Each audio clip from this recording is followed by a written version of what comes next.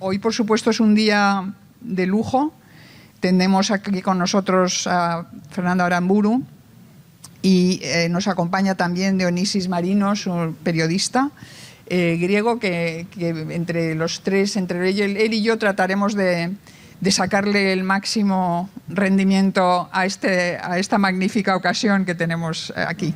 Estos días han sido un lujo verdadero. Poder pasar tiempo con Fernando, y hemos hablado de este último acto de Lea en el Instituto Cervantes.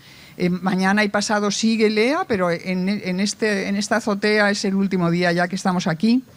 Estos días hemos hablado de muchas cosas. Hemos hablado del extraordinario panorama de las letras en español, de la perfecta armonía y unidad también como una sola comunidad de los escritores de España y de América Latina, un hecho del que estamos muy, muy orgullosos, de esas editoriales que están ya con un pie en cada continente, con el mar entre medias, del panhispanismo, de esa ida y vuelta de los escritores españoles a América Latina y de los de América Latina a España. De una forma que quizás se puede decir que no ha sucedido nunca antes. Así, en este momento hay una fusión verdadera en la que todos las personas de habla española consideramos que es lo mismo, es decir, no casi ya no nos da exactamente igual que un escritor sea de un país o de otro. Somos lo mismo, somos una comunidad y lo que hagamos lo vamos a hacer de manera conjunta. También hemos hablado mucho del cariño con el que se recibe a nuestros escritores en Grecia. Yo creo que a Fernando le ha impresionado, a nosotros cada día también nos impresiona el cariño tan grande con el que se recibe a la gente que viene aquí a compartir con ellos lecturas y demás, ¿no? Pero bueno, esta noche se trata mucho más de hablar poco y de escuchar mucho a Fernando. Quedamos con mi copresentador en que haríamos primero una pequeña introducción para hablar del niño. Al fin y al cabo, lo que estamos es celebrando la presentación en Grecia del niño que ha traducido y editado Patakis. Y queremos centrarnos, por lo menos en el principio, en este principio de este acto en el niño. Los que todavía no han leído, es un libro precioso, más que emocionante, es un libro estremecedor. Y quizá podamos empezar, Fernando, porque nos cuentes un poco, para los que todavía no lo han leído, tú nos cuentes cuál es el tema del libro, por qué, cómo decidiste escribirlo, cómo lo elegiste, cómo fue el proceso. Sí, buenas tardes. Este libro en realidad se inserta dentro de una serie de novelas cortas y libros de relatos titulada Gentes Vascas. Es un proyecto que deseo y espero continuar en el futuro. Y el niño nace, en primer lugar, precisamente de la voluntad de prolongar esta serie, protagonizada por protagonistas de mi tierra natal. Y por otro lado está el recuerdo de este accidente terrible ocurrido en 1980, cuando yo tenía 21 años, ocurrido en un pueblo de Vizcaya, de la provincia vecina a aquella en la que yo nací. Un accidente que se produjo como consecuencia de una explosión de gas que terminó de un plumazo con la vida de 50 niños y 3 adultos empleados en el colegio. Bueno, esto fue una conmoción en toda España, en una época, por cierto, en la que, por desgracia, ocurrieron accidentes con muchos muertos. Un año antes cayó un autobús de escolares a un río, murieron 40 y tantos. Un año antes también ardió un hotel en Zaragoza, donde yo estudiaba, murieron más de 70 personas. Poco antes explotó un camión con gas propano junto a un camping en la provincia de Tarragona, se abrasaron más de 200 personas. O sea, era una época realmente donde ocurrían muchos hechos trágicos en los que se producían muchos muertos. Pero a mí este hecho en el colegio de Ortuella me golpeó particularmente, primero porque ocurrió en mi tierra natal, lo que me lo hacía pues muy cercano. Y segundo, porque el destino me deparó el oficio de docente. Yo fui profesor de niños y de adolescentes durante 24 años en la República Federal de Alemania, niños en parte de la edad de los que murieron en el colegio de Ortuella. Y el hecho de trabajar con niños pues reavivó de vez en cuando el recuerdo de aquel accidente. Entonces, uniendo el recuerdo, que no es otra cosa que la interiorización de un hecho colectivo, pero que ya estaba asumido por mi memoria, más el proyecto de escribir novelas cortas centradas en ciudadanos comunes y corrientes de mi tierra vasca natal, pues entonces ya fue cuestión de encontrar una forma, de encontrar unos personajes y de encontrar el momento adecuado de abordar este trabajo, y de esta manera surgió el niño. O sea, no fue un tema, por así decir, que de repente me interesó y entonces lo descubrí leyendo no sé qué, sino que realmente iba conmigo, larvado, allí en el fondo del recuerdo.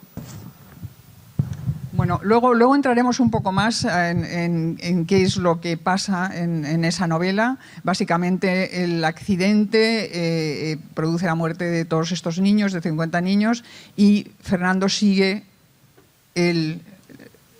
lo que pasa en una familia de las que pierden a uno de esos niños, ¿no?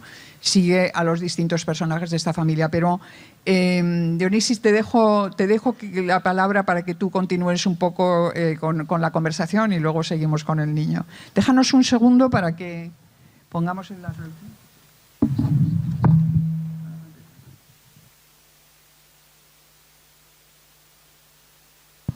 Καλησπέρα και από μένα. Ευχαριστώ πάρα πολύ για την άκρως τιμητική πρόσκληση και από το Φεστιβαλέα. Δεν είναι η πρώτη φορά που μετέχω σε εκδηλώσεις του φεστιβάλ και παρεμπιπτόντως να πω ότι φέτος είναι όντως μια κομβική χρονιά για το φεστιβάλ και για το πλήθος και το εύρος των συγγραφέων που έχουν έρθει εδώ στην Αθήνα αλλά και στη Θεσσαλονίκη, αλλά και για την προσέλευση του κόσμου, το βλέπουμε και εδώ, αλλά και στις προηγούμενες εκδηλώσεις. Είναι πραγματικά μια σπουδαία προσπάθεια αυτή που γίνεται χρόνο με το χρόνο.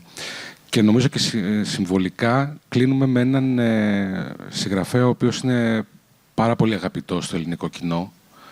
Έχουν κυκλοφορήσει συνολικά 5 βιβλία του εδώ στα ελληνικά. Προφανώς η Πατρίδα είναι το best seller, αυτό που τον γνώρισε ο περισσότερος κόσμος, αλλά αν ξεφυλίσει κανείς και τα υπόλοιπα βιβλία, θα το κάνουμε και σήμερα εν ολίγης, θα διαπιστώσει έναν άνθρωπο, έναν συγγραφέα, ο οποίος δημιουργεί έναν ολόκληρο κόσμο μέσα στα βιβλία του.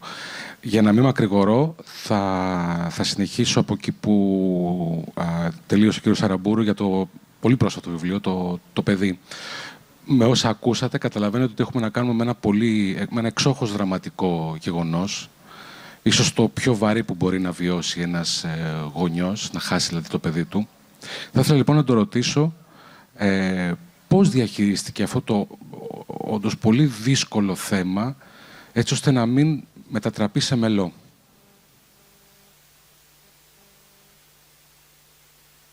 Bueno, esta es una pregunta muy relevante que yo mismo me formulé antes de ponerme al trabajo. Efectivamente, si uno va a tratar una historia que parcialmente ha ocurrido con anterioridad al libro que uno quiere escribir y en esa historia está implicada una tragedia de estas dimensiones, la posibilidad de incurrir en el melodrama o de salpicar el libro de notas patéticas es muy grande, y yo efectivamente no quería cometer este error simplemente porque yo quería escribir una buena novela, y entrar en terrenos melodramáticos, etcétera, pues no me habría llevado a cumplir este deseo.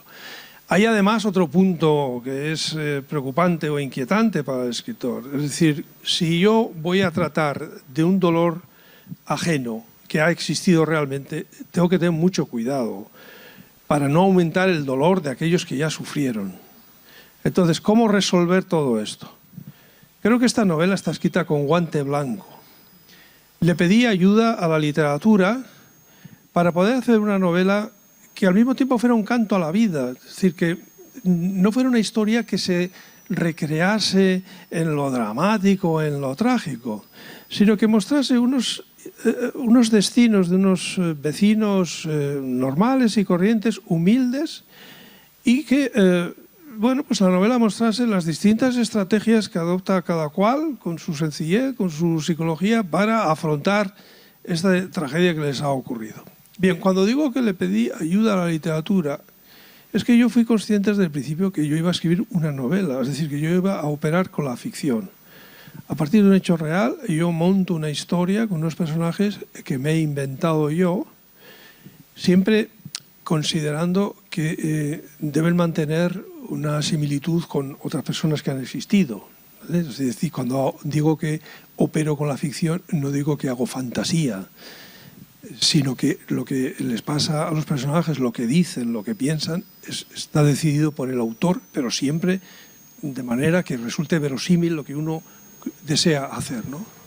Y tengo la costumbre de diseñar mis novelas antes de iniciarlas. ¿Qué quiere decir diseñarlas? Pues que tomo una serie de decisiones de tipo formal, la mayoría, que de alguna manera ya me dan el camino por el que después va a transcurrir la trama. Y una de estas decisiones previas al trabajo fue la de permitir que el texto fuera consciente de que iba a sostener una historia. El texto quiere decir el conjunto de palabras que va a integrar después el libro. Este es un recurso que yo ya había usado tímidamente con anterioridad y aquí ya lo desplegué en su máxima expresión.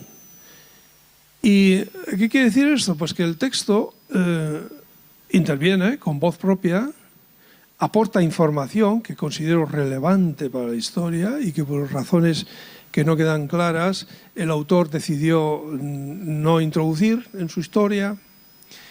Pero respondiendo a la pregunta, este recurso creo que recuerda en 10 ocasiones, porque el texto interviene en 10 ocasiones, recuerda a los lectores que lo que tienen en la mano es un libro y es una novela. Y eso a mí me parecía muy importante, porque esto genera como una distancia, de tal manera que no se imponga lo sentimental.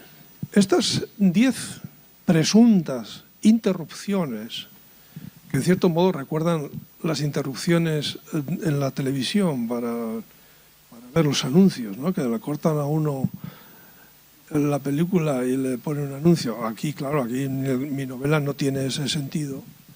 Pero sí que me parece, y luego lo he comprobado hablando con otros autores, que esas 10 interrupciones actúan como remansos dentro de una historia que a menudo transcurre por senderos de una alta temperatura emocional. Por eso creo que en buena parte este recurso me ayudó a no caer en el melodrama y, por otro, un tratamiento determinado de la prosa. Muy pocos adjetivos en el niño, cosa que me explicaron después de haber terminado el libro. Yo no fui consciente. Yo lo que quería era escribir la novela en un estilo conciso, sin grandes florituras, sin grandes descripciones, permitiendo que al texto solo ingresaran las palabras mínimas necesarias. Creo que al final, pues, evité el peligro de hacer una especie de novela lacrimosa o de novela demasiado triste o de novela que se recrea en lo doloroso, en el luto, etcétera, etcétera. También le agradezco a las intervenciones del texto que me permitieron introducir aquí o allá algunas leves notas de humor.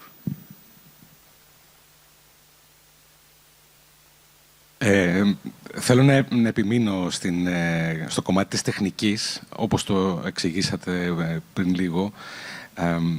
Σε σημεία θα το δείτε, αν δεν το έχετε διαβάσει στο βιβλίο, που αρχίζει η θερμοκρασία και ανεβαίνει, παρεμβάλλεται το ίδιο το κείμενο, σαν μικρά ιντερλούδια είναι αυτές οι παρεμβολές, και θα ήθελα να ρωτήσω αν αυτό βοηθάει ακόμα περισσότερο στην απόσταση που χρειάζεται να έχει ο συγγραφέας από αυτό το εντός εισαγωγικών έφλεκτο υλικό, ώστε να μην οδηγηθεί στο μελοδραματισμό.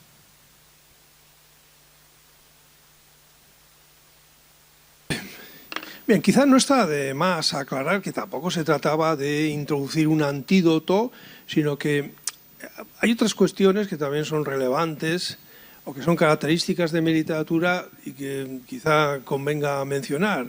Una de ellas es que yo necesito la dificultad, necesito tener la sensación de que el trabajo no fluye demasiado fácil.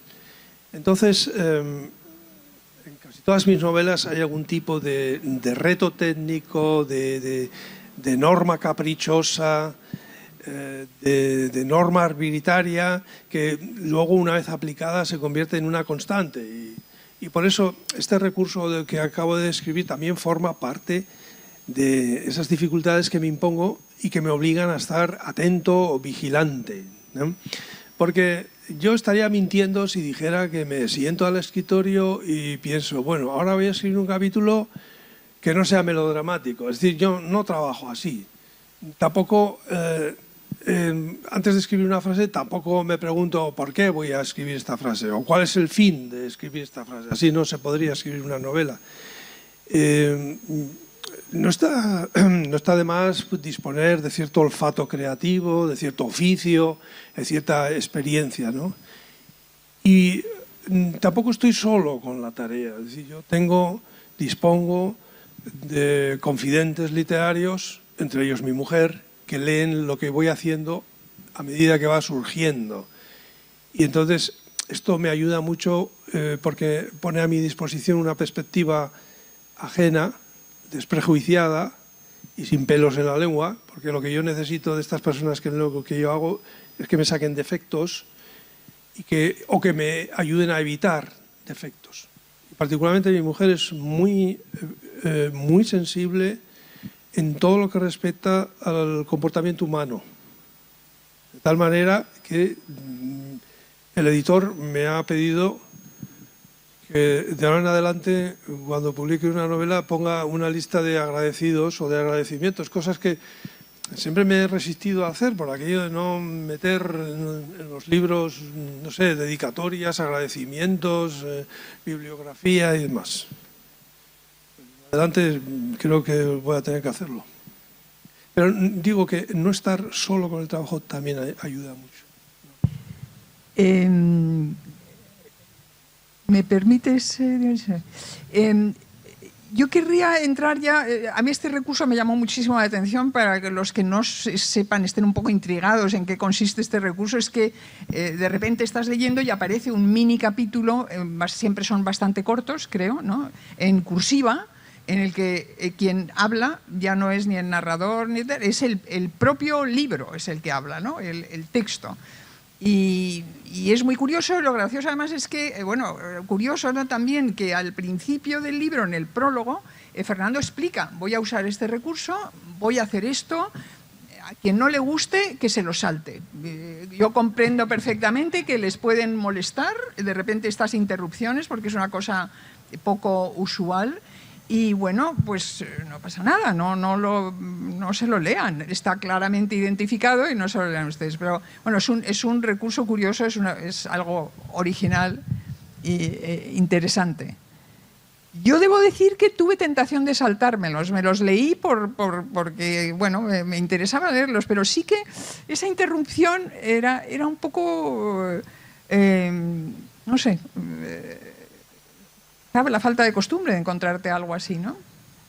Bueno, y porque, claro, nos sentamos a leer y queremos que todo vaya por la autopista, rápido, sencillo y con sorpresa final. Yo esto sé, y yo me he definido en ocasiones con cierta malicia como un escritor que no es como un camarero que lleva a las mesas lo que le piden. Es decir, de la misma manera que me gusta imponerme dificultades, también me gusta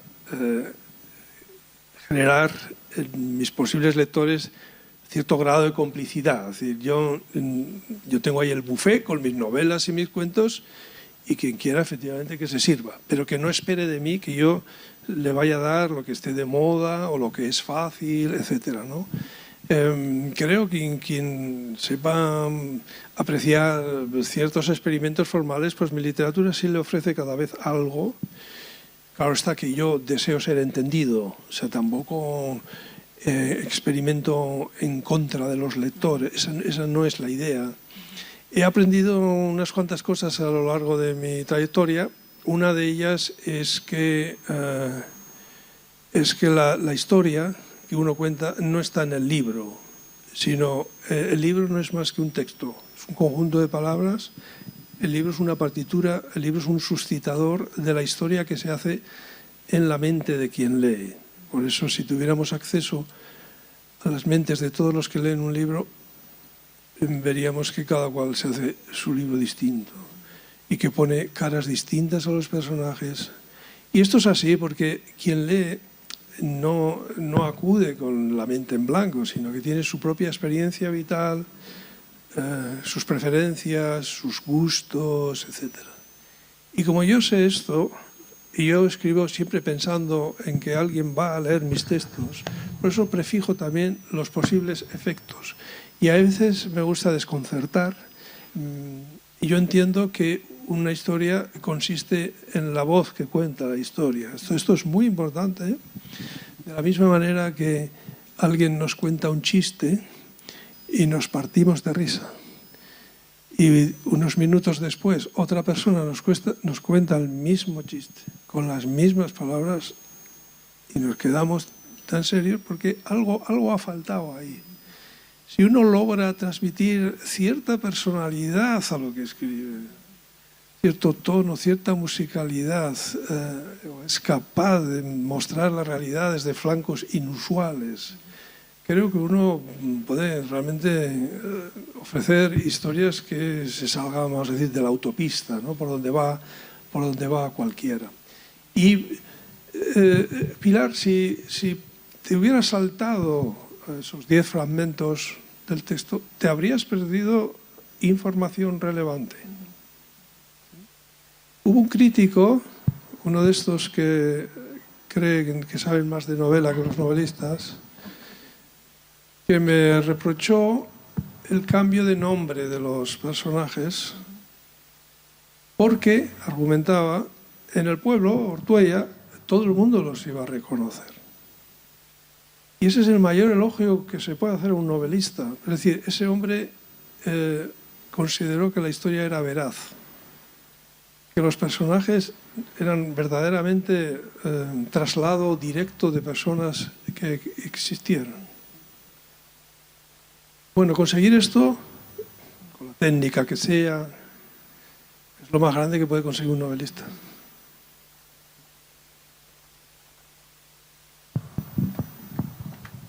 Ωραία.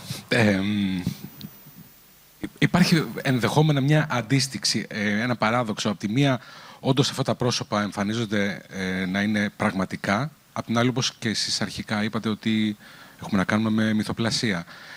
Θέλω να παραμείνω λίγο στο παππού του παιδιού, τον Ικάσιο. Καθ' όλη τη διάρκεια που διάβαζα το βιβλίο, νόμιζα ότι αυτός ο άνθρωπος υπάρχει, ότι τον έχετε γνωρίσει και απλώς τον μεταφέρετε και δεν είναι απλά μυθοπλαστικός. Ποια είναι η αλήθεια? Πόσο δημιουργημένος είναι και πόσο πραγματικός?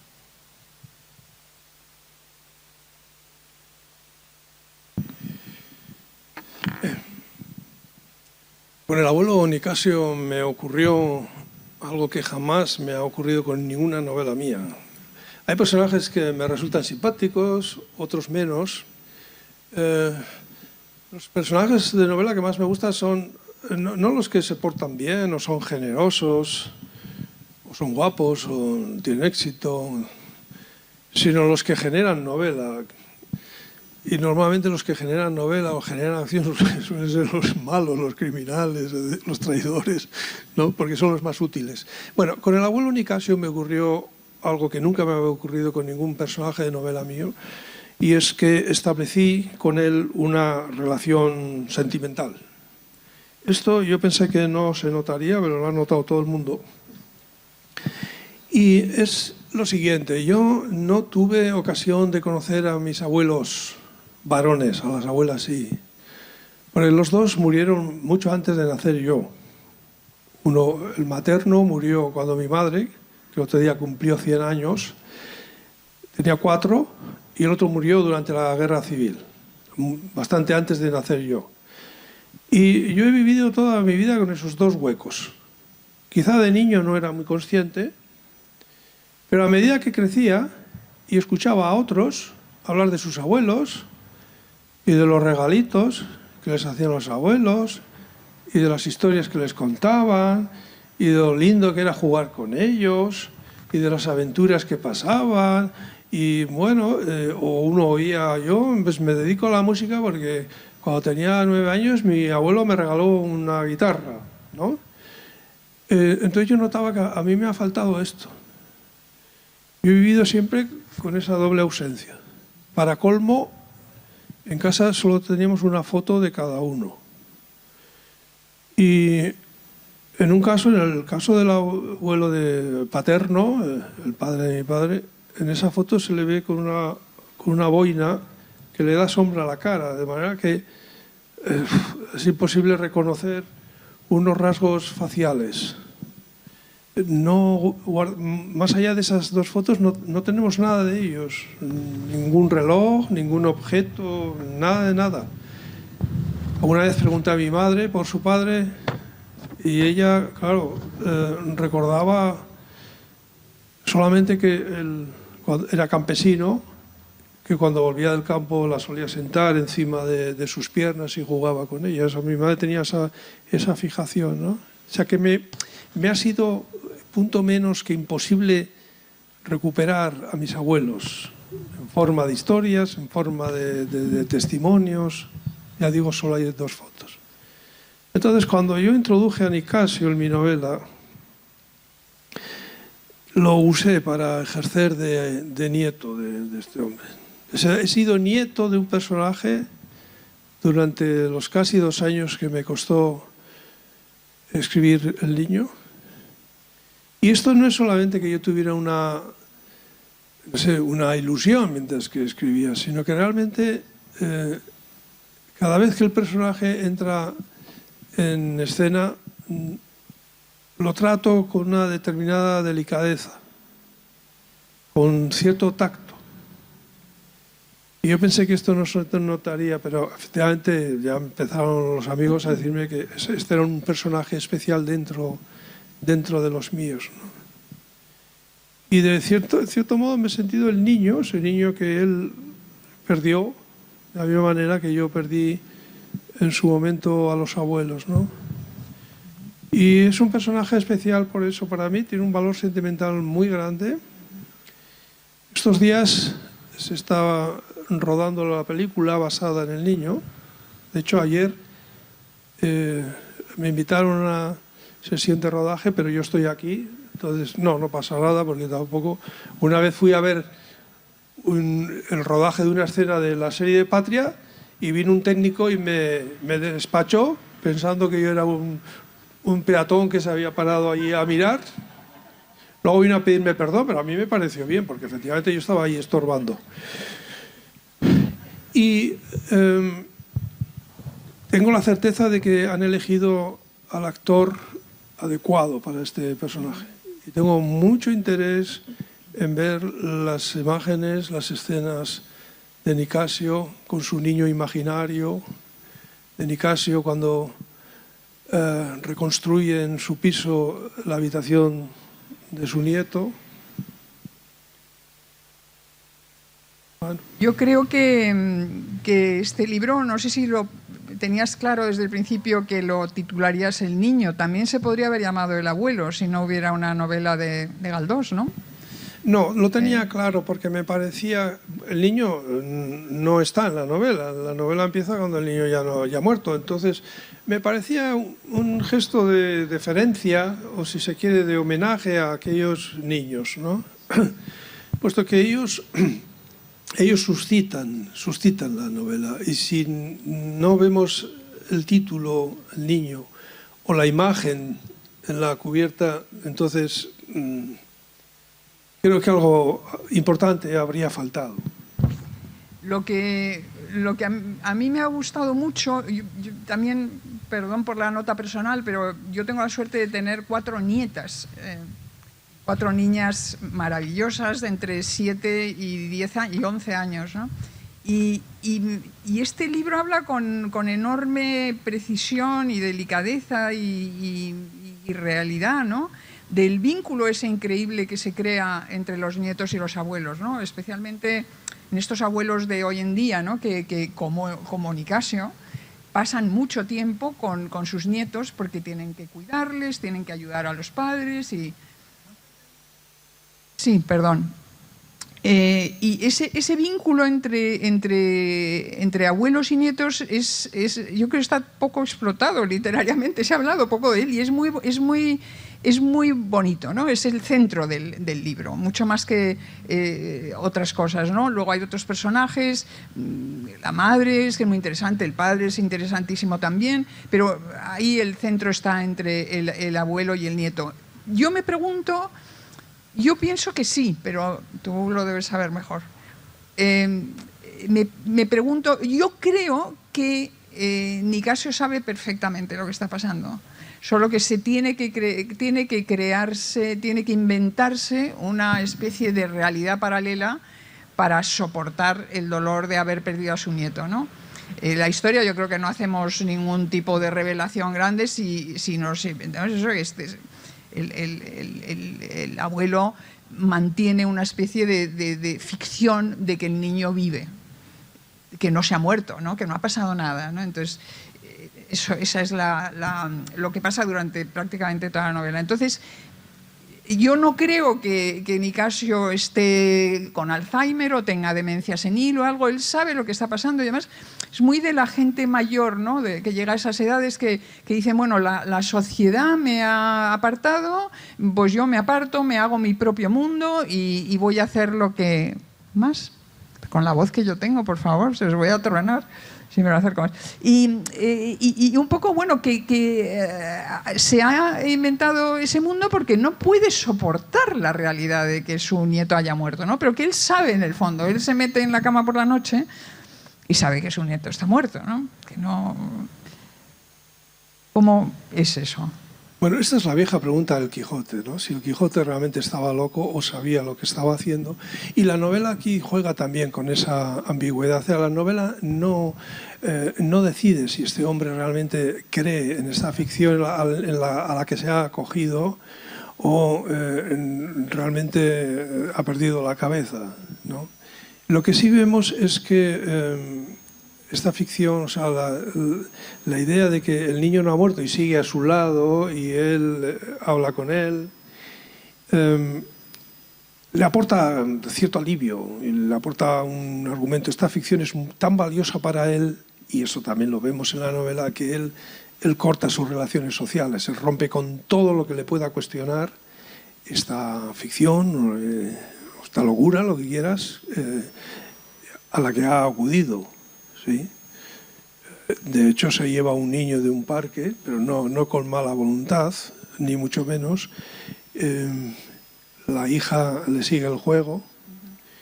Ahí hay un punto de ambigüedad, efectivamente, que habría matado la novela si se deshace, ¿no? Por otro lado, no creo que sea verdad que el autor tenga las claves, que tenga la lectura genuina, que conozca el significado de todo lo que ha puesto ahí. Esto no es cierto. Y lo he comprobado miles de veces. Me he encontrado con interpretaciones de libros míos que me han dejado boquiabierto, o yo no pensaba que había llegado tan lejos o que había realmente dicho esto o lo otro, ¿no? Hay gente que tiene una capacidad de lectura muy superior a la mía y entonces es capaz de explicarme a mí mis propios textos, que por otra parte yo no tengo una relación de lector con ellos. Tampoco los escribo de la primera a la última frase así de manera ordenada. No escribo interpretándome. Pues no es raro que el lunes esté trabajando en el capítulo 18 y el miércoles pase al 2 porque lo dejé sin terminar. Entonces es una relación un poco como de gestación, ¿sí? Y luego sí, en el momento de corregir, uno ya lee de principio a final, pero con el ojo puesto en las comas, en las cacofonías, en los pequeños fallos, ¿no? Yo me resisto mucho a que mis personajes sean como la mosca que uno atrapa desde el principio. Y ya me las ingeniaré para que si van por un sitio o parece que tienen ciertas características, luego páginas después hagan algo que desmientan esas características. Esto es algo a lo que yo presto mucha atención, que creo haber aprendido de los grandes novelistas rusos del siglo XIX. Creo que esto enriquece mucho los textos. A mí me gusta mucho leer a Pío Baroja, pero si algo de él no me gusta es que dice, bueno, Tomás era estúpido, tacaño, trabajador, perezoso, bueno, te lo da todo, ¿no? Y no te deja un margen. Yo prefiero jugar con la ambigüedad, dar notas, no detener la acción para describir minuciosamente al personaje ni cómo va vestido. Pero yo sí tengo en cuenta que el texto va a ser descifrado por alguien y de alguna manera ya le iré dando las notas suficientes para que se conforme en su conciencia pues la personalidad psicológica de un personaje, sus circunstancias, su manera de expresarse, su nivel cultural, su trabajo, sus sueños, sus temores. Todo eso ya va junto, pero no necesito dárselo todo en la primera página y después simplemente describir acciones.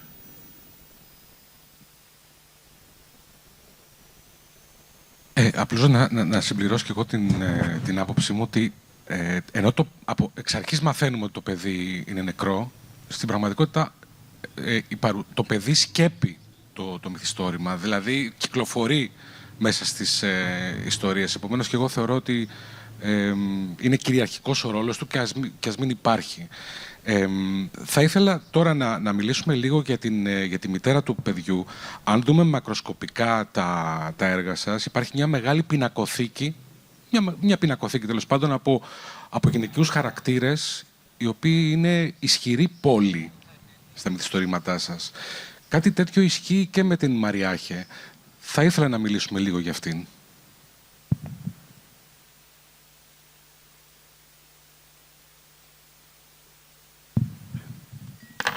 Bueno, se han convertido en marca de la casa. Sí, estos personajes femeninos que pueblan, sobre todo en mis novelas de tema vasco, estas mujeres de carácter fuerte, laboriosas, resistentes, sí, como en el caso de Mariaje, que, bueno, pues como madre sufre naturalmente en todo su corazón la desgracia que le ha ocurrido, pero ella es de esas mujeres que yo he conocido en mi vida, que aprieta los dientes y que hace todo lo posible por rehacer su vida, por salir adelante, ¿sí? ¿Por qué digo que es marca de la casa? Bueno, porque efectivamente abundan en mis libros. Patria, por ejemplo, está presidida por dos matriarcas de fuerte carácter. A su lado pues están los maridos, que como muchos son fornidos, pero son de una evidente fragilidad psicológica. Bueno, esto lo he vivido en casa. Mi madre, ya aludía a ella, tiene 100 años, y no me extrañaría que llegue a 200, porque yo tengo la impresión de que la muerte tiene miedo de mi madre. Porque es una mujer navarra, yo digo navarra, o sea, tiene genes navarros, es una mujer de hierro, es una mujer inmune a la depresión, eso es algo que yo he admirado siempre en ella. Cuando ha vivido una adversidad, ella se enfurece, se enrabieta, se crece. Algo de eso ya me gustaría haber heredado, mientras mi padre, que era un hombre bondadoso, incapaz de tomar una decisión, incapaz de hacerse un huevo frito, como decía mi madre. Y lo mismo puedo decir de mi hermana. La relación de mi madre y mi hermana también es bastante prototípica de lo que yo he vivido allí. Ahí saltan chispas. Puedo hablar de tías, puedo hablar de vecinas. Entonces, como tengo sé si la desmesurada ambición de dejar con la ayuda de la literatura un dibujo de la gente de mi época, de lugares que conocí. Entonces no es raro que todas estas personas junto a las cuales me crié pues reaparezcan trasuntadas en personajes literarios en mis novelas. De hecho, alguna vez espero escribir una novela protagonizada por una mujer más frágil, más dulce, pero estoy en periodo de observación porque realmente no abundaron en mi vida privada.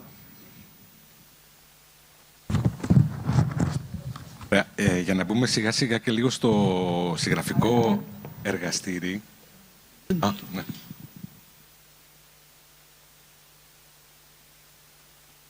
Έλεγα για να μπούμε σιγά σιγά και στο συγγραφικό σας εργαστήρι. Μας είπατε στην αρχή ότι από τα 20 σας, περίπου στα 20 συνέβη αυτό το δραματικό γεγονός με την έκρηξη και με τον θάνατο των παιδιών. Η καθημερινότητα, η πραγματική πραγματικότητα, αυτό που λέμε, είναι το αρχικό υλικό πάνω στο οποίο βασίζεστε για να γράψετε ένα βιβλίο.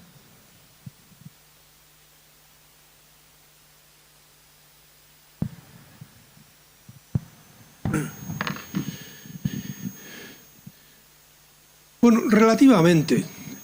Claro, si uno escribe sobre hechos anteriores a la literatura, o sea, hechos colectivos, entonces lo mínimo que uno puede hacer es respetar la realidad, no inventar, no mentir. Esto no lo hago, pero sí que a veces voy por senderos creativos que son más imaginarios, etc. Pero sí necesito inventar. De hecho, si agarráramos el niño, lo ponemos boca abajo y lo sacudimos para que caiga lo que es verdaderamente real, creo que caería muy poco. Nosotros los novelistas fingimos la realidad. Es más bien el historiador el que está al servicio de la realidad, el que tiene una relación con la realidad basada en los datos, en los documentos, ¿no?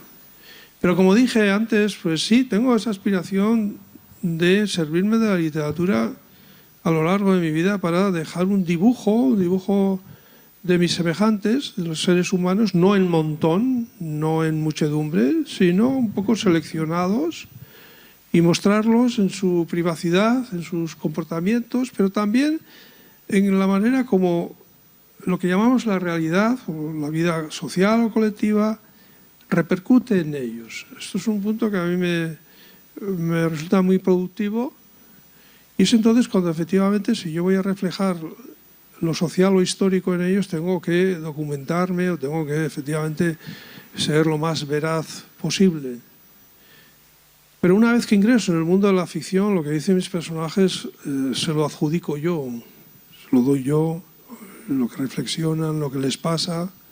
Entonces, esta especie de doble juego a mí me resulta muy gozoso, particularmente en las novelas, ¿no? Si escribo, yo qué sé, si escribo cuentos, ya todo cambia. Ya no me considero que tengo que ser fiel al dato histórico, ni mucho menos. Pero particularmente si uno introduce en sus historias pues sucesos pues relacionados con el terrorismo, por ejemplo, ahí uno tiene que afinar mucho, no solamente con los datos, sino también un poco con lo que le pasó a la gente y tratar de encontrar el registro lingüístico, literario adecuado,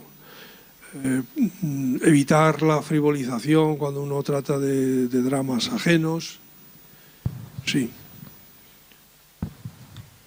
Ayer en Tesalónica hablábamos más que de las novelas en concreto, no hablamos prácticamente del niño, hablamos un poco de paso, pero había un tema más de fondo, ¿no? Que era más filosófico, que era el compromiso en la literatura y demás.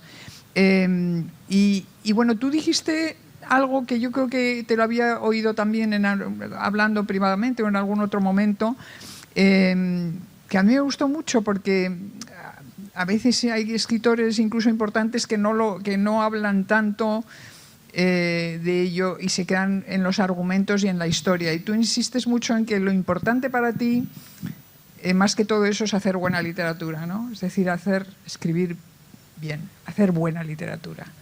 Y que eso lo has cuidado y lo cuidas siempre mucho. ¿Cómo has llegado a tu estilo literario? O sea, ¿eso te ha costado un esfuerzo?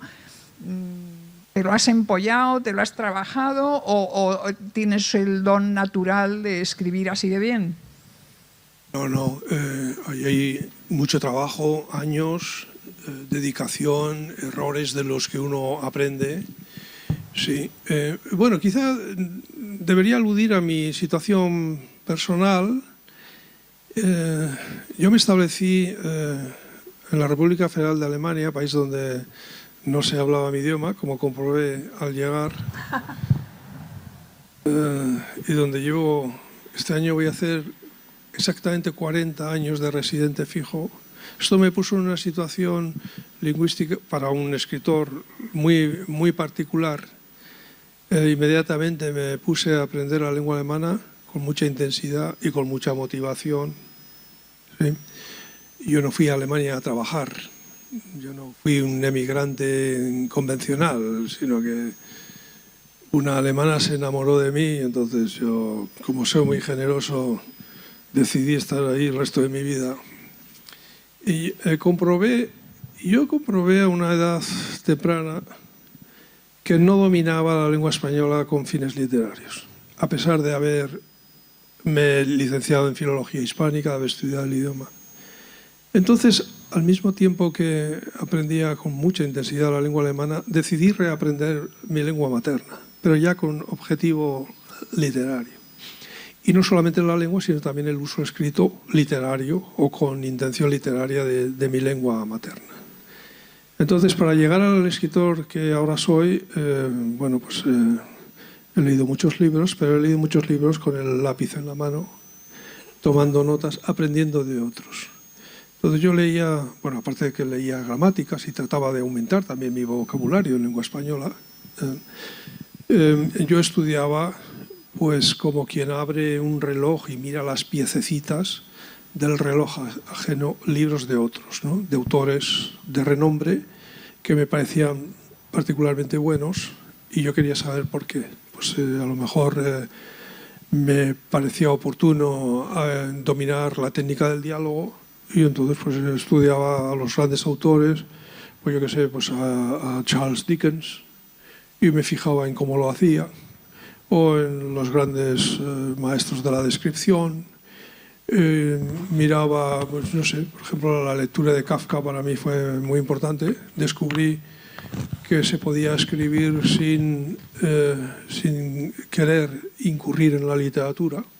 Eso a mí me fascinó. Yo me daba cuenta, leyendo a Kafka en el original, que jamás cometía una metáfora, nunca cometía una comparación, jamás introducía una palabra superflua o simplemente para lucirse, sino que todo era escueto, sucinto y necesario. Eso para mí fue un aprendizaje enorme, ¿no? Hubo un momento en que decidí escribir una novela y no sabía cómo. Y además yo había escrito poesía hasta entonces, esto me impedía escribir prosa. Y decidí dedicar un año entero a despoetizarme. Es decir, a perder todas las manías de poeta. Yo tenía callos en las yemas de los dedos de contar sílabas. Me pasaba el día contando sílabas. En la cama, si no podía dormir, en lugar de contar ovejas, hablaba solas en octosílabos, en endecasílabos. No tenía ningún problema, salían como churros. Me estremecía cuando encontraba la misma palabra en dos renglones consecutivos, o cuando había una rima interna, camión, melón. Eso me parecía una blasfemia literaria. Esto era enormemente, y además evitaba una gran parte del vocabulario, que es uno de los pecados de los poetas que más antipáticos me resultan, porque hay palabras que son directamente antipoéticas que te rompen el soneto inmediatamente. ¿Sí? Podría citar algunas, pero en fin, palabras malsonantes o cacofónicas o que representan una realidad más o menos ridícula, etcétera, ¿no? Pues la palabra calzoncillo, orinal, ya habría que buscarles realmente con mucho trabajo un contexto para que dieran rendimiento poético. Y una vez que me despoeticé, es decir, que era capaz ya de escribir con absoluta libertad y de disponer de todo el vocabulario de la lengua española, entonces me puse a escribir una novela a mano y me costó 8 años. Cuando la corregí, aparte de que no sabía que era una novela, era escribir una especie de conversación conmigo mismo en Alemania, puesto que me había despedido de los amigos, no tenía con quién hablar de temas literarios ni de ningún otro tipo. Entonces, esa novela fue para mí como un sustituto de la respiración durante 8 años. Al final vi que, cortando aquí o allá, podía darle la forma de una novela. Y lo primero que hice fue suprimir las 30 y tantas primeras páginas, que iban todas sobre la caza de moscas con la mano. 30 y tantas páginas. Quizá el mayor aprendizaje que yo hice entonces, y que me parece fundamental, es el siguiente, y es que cuando uno escribe una historia, escribe esa historia ante un fondo de historia infinita. Uno podría escribir una novela de 4,5 millones de páginas. No hay ningún problema. Uno podría dedicarle 500 páginas a los párpados de la protagonista. La forma, no sé cómo eran los párpados de sus antepasados, etc. Y terminadas esas 500 palabras, pues podría afrontar o abordar otras 800 palabras sobre la nariz, por ejemplo, y contarlo todo, absolutamente todo. A eso me refiero cuando digo que trabajamos frente al horizonte de una historia infinita. El resultado sería voluminoso, insoportable, aburrido y no lo leería a nadie. ¿Qué quiere decir esto? Que uno tiene que seleccionar. Y uno tiene que seleccionar con cierta habilidad. Y los grandes novelistas, eso lo descubrí yo escribiendo este libro mío, son grandes seleccionadores de detalles. Esta es una de las razones por las que yo necesito saber el final de la novela desde el principio. Porque eso ya me dice si un detalle en cualquier página es necesario o es superfluo. Creo que con ese libro, que además me abrió las puertas de la editorial Tusquets, se titula Fuegos con limón, una novela bastante gruesa, es una novela imperfecta, pero es una novela, creo, llena de vida, llena de inocencia, en la que además me permito mofarme del estilo de autores clásicos. Creo que ya ahí hice los grandes aprendizajes que debe hacer un novelista que se precie, y le estoy muy agradecido a ese libro, que envié por correo una mañana a 3 editoriales españolas y Tusquets la aceptó, y desde entonces ahí he seguido. O sea que de don natural en nada, Pilar. Ahí hay muchas horas, efectivamente. Y luego con los años uno va aprendiendo, sobre todo uno va también madurando como persona. Haber trabajado con niños, ser padre, haber recibido unos cuantos palos de la vida, esto yo creo que también me ha influido mucho como persona y por tanto también como escritor. Por razones que no puedo explicar, he generado en mí como una compasión por mis semejantes. De tal manera que a veces me irrita mucho las imágenes que veo en televisión o en internet de misiles cayendo en edificios donde viven personas. Aún así, todavía tengo corazón para el ser concreto, para la persona que tengo delante de mí. Y esto también, creo que también me ha ayudado a mejorar como escritor. Pero todavía queda camino. ¿Cómo podrías haber escrito lo que has escrito si no tuvieras esa compasión, ¿no? Esa cercanía por los seres humanos, por tus congéneres, ¿no? Sí. Eso se ve, se respira en tu literatura. Bueno, mi literatura, aunque a veces pasa por zonas de violencia política y demás, mi literatura está a favor del ser humano. ¿Sí? Ahora lo que no quiero es estos principios que estoy formulando aquí, lo que no quiero es introducirlos ahí a manera de moraleja, ni tampoco quiero que los personajes sean meros recipientes de ideas. Es que entonces no va a funcionar una novela de ninguna manera. Un panfleto sí, pero no una novela. Yo estoy un poco preocupada con el tiempo, porque hay otro acto, no sé si está por ahí Adriana. No sé si quieres hacer alguna pregunta más y luego poder darle la oportunidad al público, a los lectores de Fernando, si alguien quiere hacer una pregunta. Να δώσουμε άμα έχουμε πολύ λίγο χρόνο, καλύτερα να μιλήσει και το κοινό. No quieres continuar, no hace falta. Θέλω, αλλά... Sí, Felo, ya me imagino que... Θέλω, αλλά δεν ξέρω τι χρόνο έχουμε. Me imagino. Bueno, ¿alguien quiere hacer alguna pregunta que podamos...? ¿Ahí hay alguien del público? Yo con estos focos que somos como... Sí, me escucho. Mi pregunta es básicamente, después de tantos años viviendo en Alemania, pues me imagino que hay un dominio del idioma, ¿qué tan crítico es con su traductor alemán? El traductor alemán es el único con el cual yo trabajo directamente. Siempre me ofrezco a resolver dudas, pero vamos a decir que la mayoría de los traductores no se ponen en contacto conmigo. Desgraciadamente no conozco la mayoría de los idiomas que se hablan en este planeta y no puedo saber bien si el traductor japonés o el árabe ha sido fiel al texto o lo ha mejorado o lo ha empeorado. Pero sí puedo contar una anécdota con respecto al traductor alemán, que además también es novelista, lo cual está bien porque sabe un poco cómo funcionan las novelas. Y es en el caso de Patria. Bueno, él me hace preguntas. Incluso en el caso de Patria nos reunimos en un hotel y le resolví dudas, aunque él domina la lengua española, pero bueno, es un hombre muy perfeccionista y quiere hacerlo todo bien. En Patria, una de las familias tiene la costumbre de cenar pescado todas las noches. Y entre los pescados que cenan, hay uno que nosotros en el País Vasco llamamos sapo. El sapo es el rape. Entonces este hombre tradujo sapo como, o sea, el anfibio, ¿no?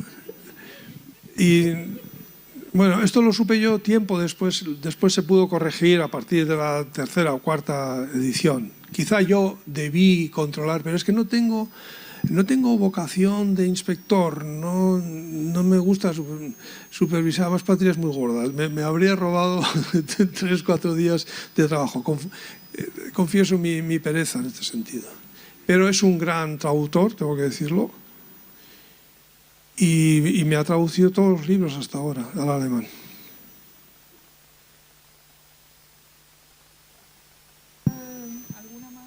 Una pregunta rapidísima que podamos hacerle a Fernando. Bueno, Adriana, es que con estos focos no veo absolutamente nada. ¿Estás, Adriana, por ahí? Bueno, Adriana ha tenido la generosidad de pedirme que yo estuviera con Fernando y con Marinos y se lo agradezco muchísimo. Ha sido un honor enorme para rematar el festival, Adriana, pero quiero que tú digas algo también porque eres la directora de este festival maravilloso. Ven aquí. Y gracias a ella hemos tenido unos días increíbles. No, yo solamente quiero dar las gracias, Fernando, porque es maravilloso tenerte aquí. Es un gran honor y es un gran honor cerrar la parte literaria contigo. Presentar tu libro El Niño es un sueño hecho realidad, así que muchísimas gracias.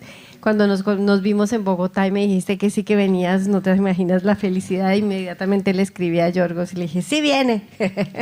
Así que muchas gracias. Y a todos ustedes, gracias por hacer del Festival Lea cada vez mejor.